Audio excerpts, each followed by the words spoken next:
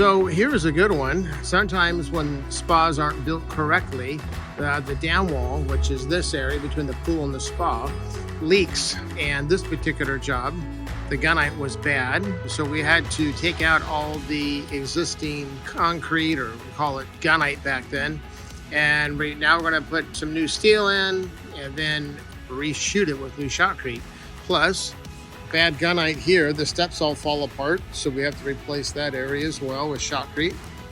And this particular job has a bad skimmer, so now we are going to put a new skimmer in, which will go right there.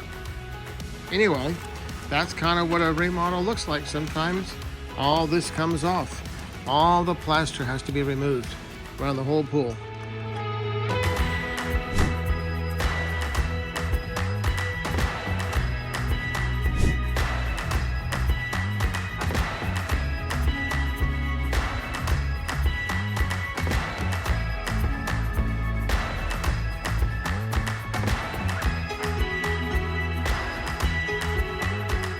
Okay, so this is what a pebble plaster looks like.